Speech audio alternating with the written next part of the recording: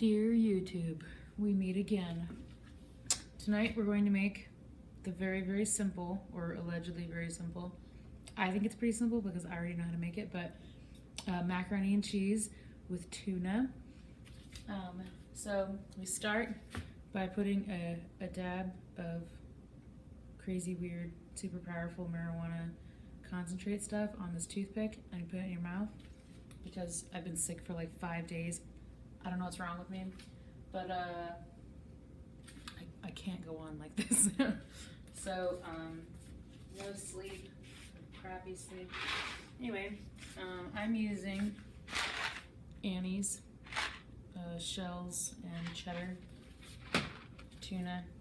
It's this fancy, it's really expensive tuna, but it's like pole and reel caught, so it's like really good for the environment or whatever. It's cheap, it's at Costco. It's awesome, awesomely delicious, huge chunks of tuna. They're very, very good. So you want to have one of these. And I know if you think you don't have one and you're like, oh, it's no big deal, I'll just strain it with a plate. Just get a colander, just for real, you need one. It's just one of those things you should have for draining things, you know. If you get one of those cool ones that you can also steam with, that's kind of neat. But I'm cheap, so I just have a regular one. It is metal, should, you know, durable or whatever. So first you boil water, and the quantity of water you put in is really important because if you don't have enough water to cover your noodles, then all the water will cook into the noodles, and then the noodles will soak up the water, and then there'll be no more water, and the noodles will not be cooked yet. So you want to put in, like, you can always put in too much water rather than not enough.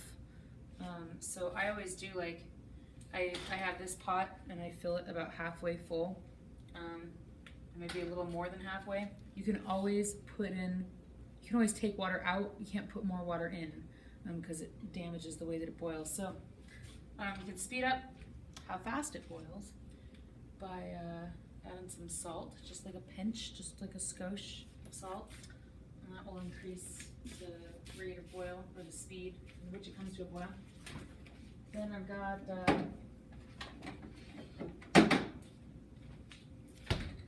butter, milk.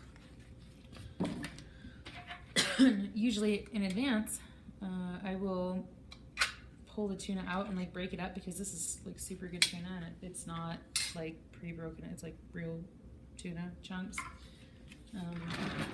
So do that in a little bowl, and then I'll reuse that same bowl as the bowl I eat out of because, like, why waste dishes?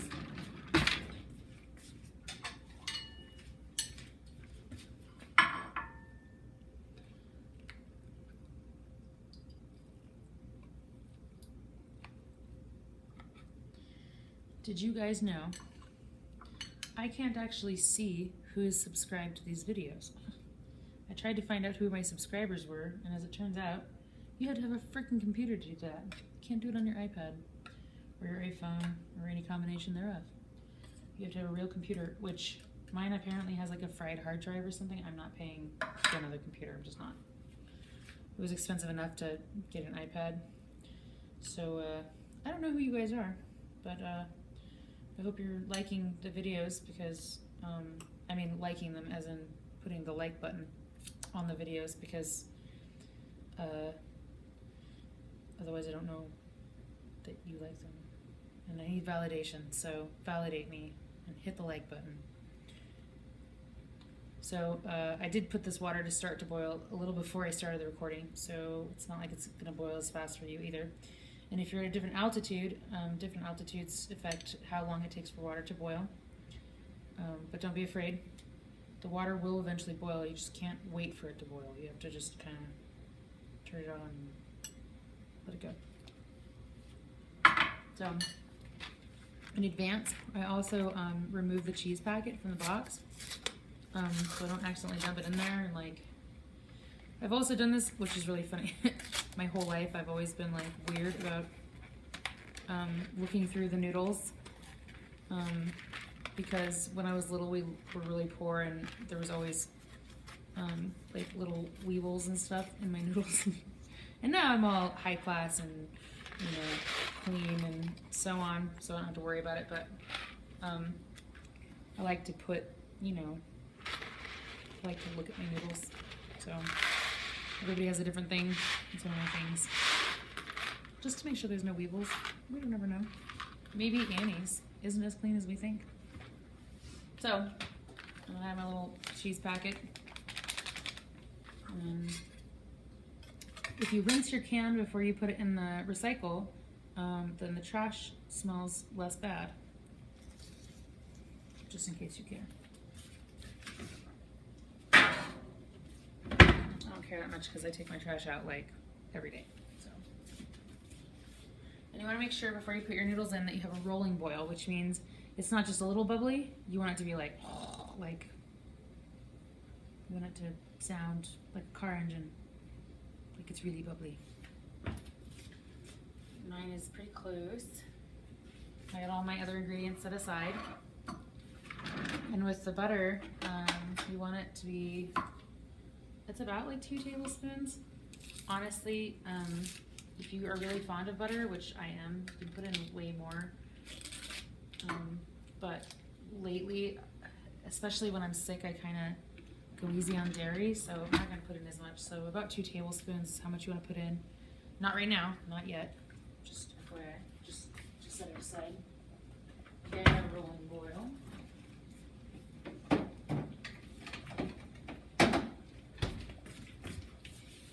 So,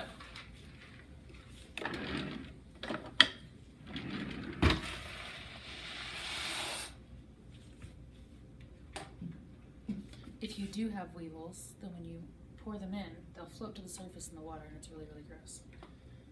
And FYI, you can float them off the top, but like if you do get weevils, you don't want to really keep cooking that. You know, strain it, rinse the noodles, and then try again. But by then they'll be all wet and it'll be weird, and probably throw them away anyway because gross. But just, you know, whatever. I don't like eating weevils. I assume you wouldn't want to either.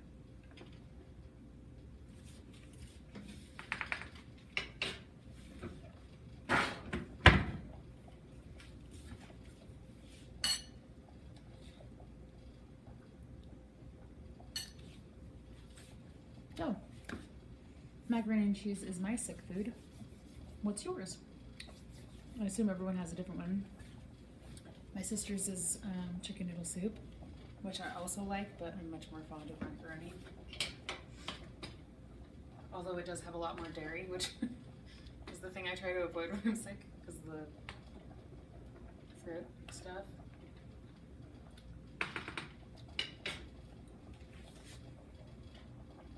I don't have any weird fruit to eat with food tonight. I only have like nectarines and oranges because citrus. So here we are. I'm also not really sure how to splice videos yet. So when I figure that out, I'll be able to edit out things like this so that it doesn't take so much time to be on recording. But it is what it is. All I can really do.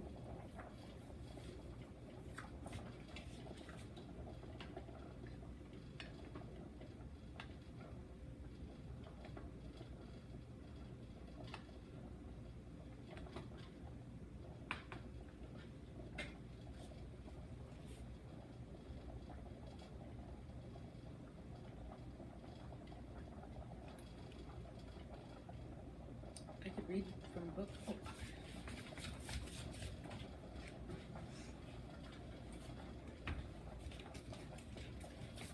This is a book I'm reading right now. It's about like a bunny, and he's like learning how to be a predator instead of being a passive bunny, which is interesting. I actually started reading this like 3 or 4 years ago, and then I just sort of stopped reading it one day. I just got like distracted, and now it's like so pertinent to my life because I'm learning how to like withdraw traits, withdraw projections really. I have a person that I'm super fond of, and I'm trying to learn how to, like, what traits about other people. Everyone has this thing where they, you know, you meet a person and you're like, wow, that person's so cool.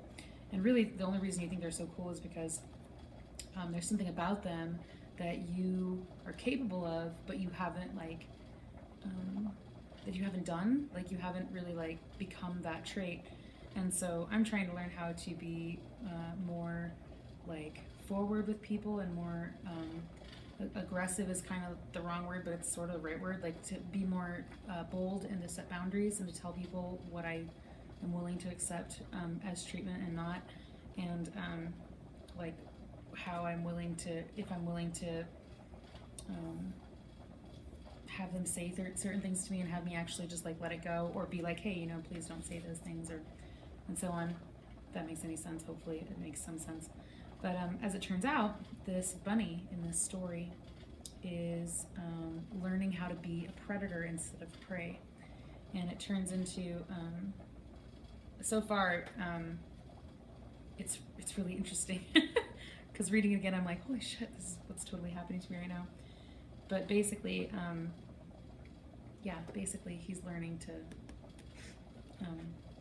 be awesome, and I'm trying to learn how to do that too. But he's going to be successful because the book ends in like a fourth of the pages, so we know that, you know, it's probably going to end in him being successful because people don't write stories, they're unsuccessful as a general rule. But yeah, it's really good, and so you should check it out.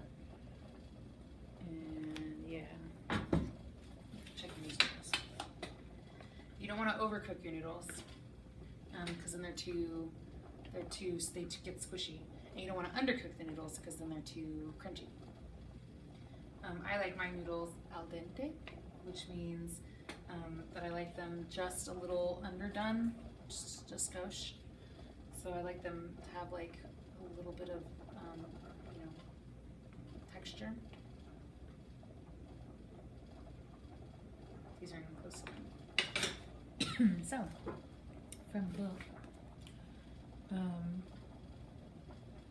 I guess I'm curious what kinds of things that you are trying to change in yourself. If you felt like commenting about it, if you don't, then whatever, I don't care. But I keep thinking and wondering how many people and at what point in their lives people go through the same things that I'm going through now. Like I've been wondering lately if it's possible that these things that I'm learning about myself now are things I would have learned when I was a teenager, but didn't because of my circumstances.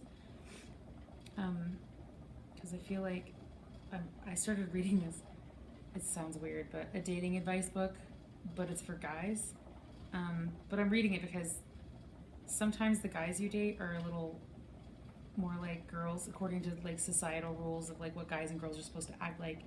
I find a lot that people think that masculine traits, or what's considered masculine traits, are kind of the traits that I have, and the guys that I date tend to be a little weird, and they often have traits that are typically considered feminine traits, like they're extra picky and extra complainy or extra sensitive about emotions, or just little things. And so I often will read something that's for men because it kind of applies to me more so than it, you know, maybe should. I'm always just like, oh, this is interesting. This reminds me of, you know, it'll be about a girl, but or it'll be referring to something the girl does, but it's not something I would ever do. But it is something that the guy that I like at that time does, you know. And I'm like, oh, that's interesting. But anyway, what was the point? I can't remember the point. So yeah, I'm writing a book. It's gonna be good. It's not gonna be about bunnies. Anyway, I'm checking the noodles again.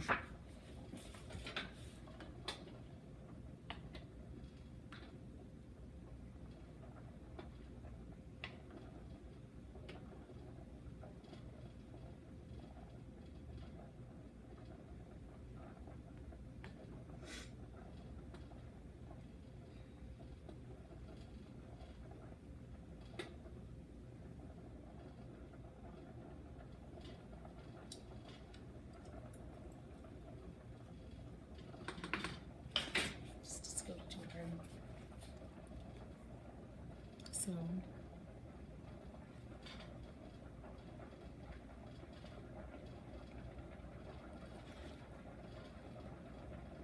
the part that intrigued me the most about this book when I originally bought it was there's a restaurant here in Denver called Watercourse Foods, and in the restaurant there is a piece of art and it's a depiction of the bunny, and it's facing a wolf, and the wolf is growling at it like it's gonna eat it, and the bunny has like the lights, has like the gold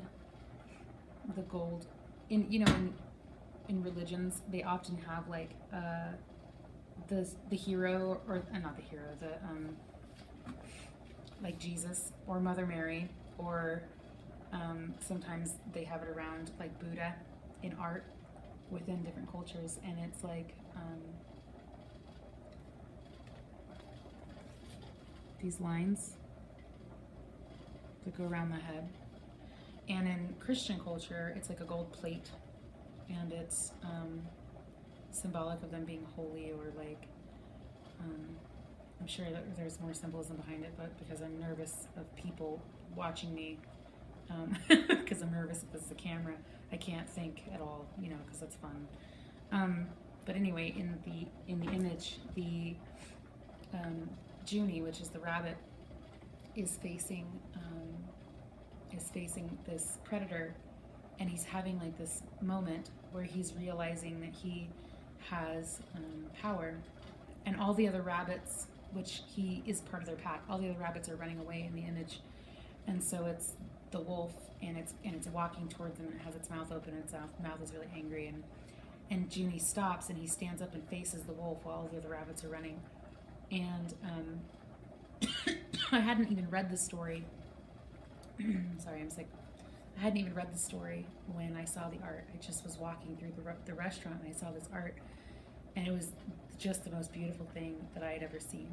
And I had some vision, sort of like facing a wolf in my dreams, because I have a fear of dogs, or I had a fear of dogs until I got a dog, or I got to have a dog, sort of. Someone else's dog, but I got very close to a dog.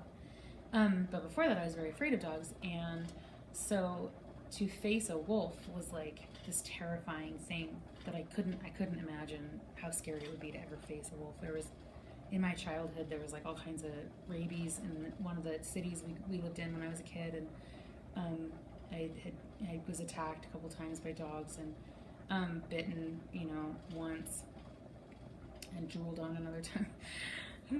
With rabies. So, but I didn't get rabies.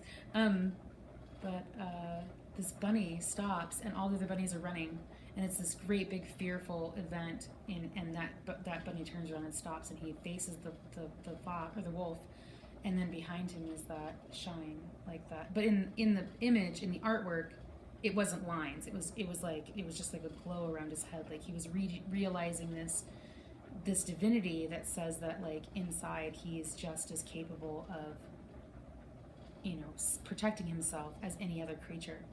And it mattered a lot to me, because I'm trying to learn how to, like, I know that I'm strong enough to protect myself, but like trying to learn how to be just as capable of protecting myself as any other human, instead of being this passive person who lets other people, do whatever they want. So, anyway, I think my noodles are done. So when you drain your noodles, there's a couple ways to make them not stick together. Some people put them in cold, like run cold water over them, and you can do that if you like. I personally,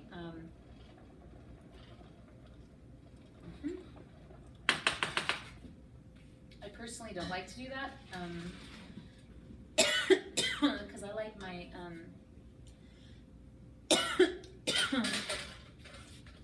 I like to use butter to keep my noodles separated, and everybody has, a million reasons why they do what they do, but I just like butter, as I've said in my previous videos,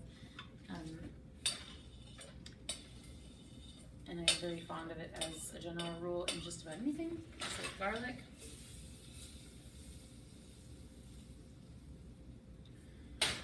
put my butter in, which is about 2 tablespoons, and then I put in the tuna.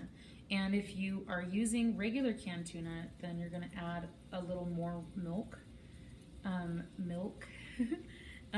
The reason I don't have to add as much with this tuna is that this tuna is so natural. It has like juices, and even if your canned tuna that is in water, like is normal tuna, the amount of water in that is still less than what's in here. Like this is like super moist, a lot more moist than most tunas. And now I've turned off the heat. It was boiling on high for however long it took for the noodles to cook. But the heat has been turned off now.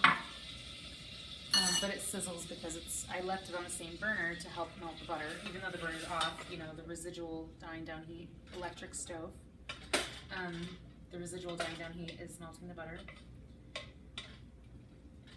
And at this point, I have the tuna and the butter. And then I'll just give these noodles a little shake here, so that if there's water sitting between the noodles, it kind of shakes down. And I've added the noodles back in. And now comes the cheese, and you want to add the cheese gradually or it'll be chunky. And that's true of all macaroni and cheese. You don't want to dump the whole bag in because it just doesn't work out. You want to dump it in like little by little, and then add milk as soon as it's too thick for the amount of fluid that's already in here, which is butter and, you know, tuna juice. You add milk. And I know that there's, on the side of a macaroni and cheese box, there's instructions to say how much milk to add, but if you add that much milk, it either won't be enough because there's no tuna in here, or it'll be too much because sometimes recipes are just really heavy on the milk and they expect you to just like all the juice, which I don't think the juice is very good. You know, it makes it thin and then it's not cheesy, it's thin. Gross.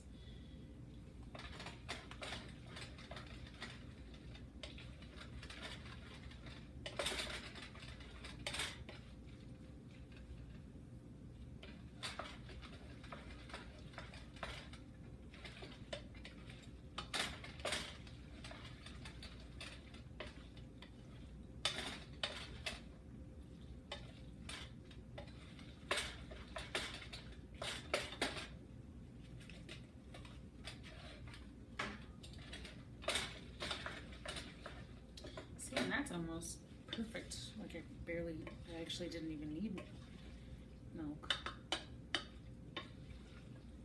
Maybe I'll put in just a little because I like milk. Or I could just have milk and cookies afterwards. That's a good way to get vitamin D.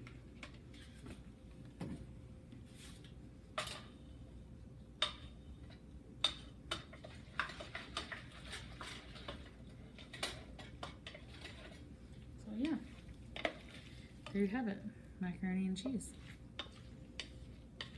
Simple, yet satisfying. And yeah, read this book. Have a good night.